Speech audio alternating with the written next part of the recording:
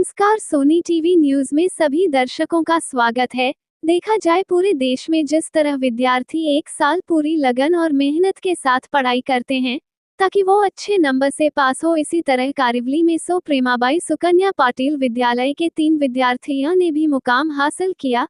तृतीय स्थान कुमारी मुस्कान विजय साहू 64.20%, द्वितीय स्थान कुमारी भक्ति बालू घाटुले 64.40%, प्रथम स्थान कुमार दीपक नरेश मौर्य 65.20% प्राप्त विद्यार्थियों को जय दुर्गा मित्र मंडल के संस्थापक पवन यादव, अध्यक्ष सुमित पाटिल, व्यवस्थापक अंकुश लघु सेठी, सचिव गणेश हलवाई, सह सलाहकार चंद्रभान पाल, प्रमुख सदस्य गोविंद गुप्ता, बलराम साहू, रमेश सोनकर, सरवन गौंड, रोहित चौरसिया, सूरज साहू, कृष्ण गुप्ता व अन्य सदस्यों द्वारा सत्कार समारोह कार्यक्रम आयोजित किया गया। इस कार्यक्रम में गांव के प्रथम नागरिक कारिवली गांव के सरपंच संजय परशुराम नाइक, माजी उप सरपंच संदीप अशोक पाटिल, नवनिर्वाचित ग्राम पंचायत सदस्य विक्की प्रकाश घरत, ज्येष्ठ समाज सेवक अनिल प्रभाकर पाटिल, माजी सरपंच दयानंद राजाराम पाटिल, माजी उप सरपंच रमेश नारायण पाटिल की उपस्थिति में विद्यार्थियों को मान्यवरों के हाथों साल पुष्पगुच्छ व गिफ्ट देकर सम्मानित किया गया। इसी तरह कारिवली के रहवासी शैलेश सुरेश पाटिल ने नासिक में राज्य स्तरीय पावर लिफ्टिंग स्पर्धा में बेंच प्रेस में 120 किलो वजन उठाकर स्वर्ण पदक हासिल किया। ऐसे जाबाज का सत्कार जय दुर्गा मित्र मंडल और आए हुए सभी मान्यवरों द्वारा बड़े हर्ष उल्लास के साथ किया गया। मान्यवरों ने ऐसे विद्यार्थी और जाबाजों के लिए अपनी शुभकामनाएं दिए। जय दुर्गा मित्र मंडळ हा प्रत्येक कामामध्ये लई अग्रेसर आहे।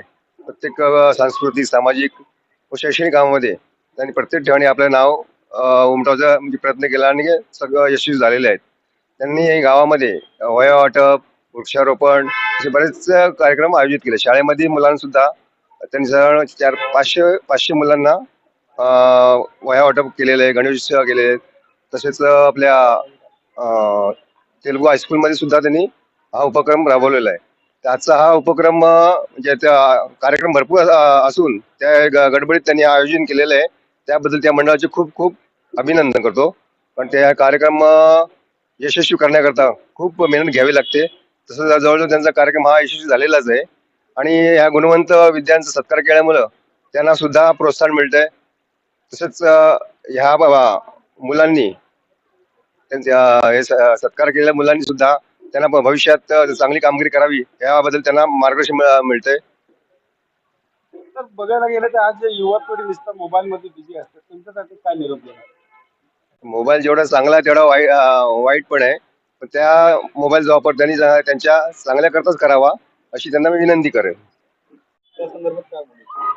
मी सर्वप्रथम जय दुर्गा मित्र मंडळाचा व त्यांच्या पूर्ण टीमचा धन्यवाद करतो त्यांना की आज निकाल लागून 2च दिवस झाले आणि एक पोरांचा उत्साह वाढण्याकरता त्यांनी हा लगेच दुसऱ्याच दिवशी हे कार्यक्रम आयोजित केलेले आहे।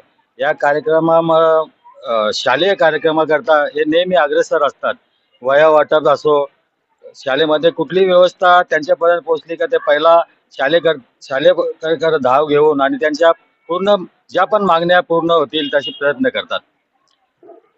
आणि या टीमने खरोखर आम्हा सर्वांना, येणाऱ्या पिढीला आणि तरुणांना एक चांगला असा एक आदर्श करून दिलेला आहे। आज केंद्र सरकारला त्यांनी त्यांचा पत्रव्यवहार करून आणि 5000 सह्यांचा एक त्यांना पत्र दिलेलं आहे केंद्र सरकारला का गोमाताला राष्ट्रमाता ही दर्जा द्यावी त्यांच्याकडनं आणि गो हत्या ही बंद व्हावी। आणि हे कार्यक्रम करत असताना खरोखर आम्हाला गावकऱ्यांना पूर्ण त्यांच्यावर एक अभिमान वाटतो त्यांच्या कार्याला। मी पॉवर लिफ्टिंग स्पर्धेमध्ये बेंच प्रेसमध्ये भाग घेतला होता। त्यामध्ये कल्याणला झालेल्या जिल्हास्तरीय स्पर्धेमध्ये सुद्धा सुवर्ण पदक भेटलेला आणि आता 4 मे रोजी नाशिक येथे झालेल्या राज्यस्तरीय स्पर्धेमध्ये बेंच प्रेसमध्येच 120 किलो वजन उचलून सुवर्ण पदक मिळवलेलं आहे। आणि पवन यादव हे जयदुर्गा मित्र मंडळाचे संस्थापक आहेत। त्यांचे बरेचसे कार्यक्रम असे म्हणजे राबवतात, ते चांगले चांगले कार्यक्रम राबवतात. मी सुद्धा त्या मंडळाचा सभासद आहे आणि या ठिकाणी सत्कार केला त्यासाठी त्यांचे आभार व्यक्त करतो आणि यापुढेही त्यांनी असेच कार्यक्रम राबवावे त्यासाठी त्यांना शुभेच्छा देतो.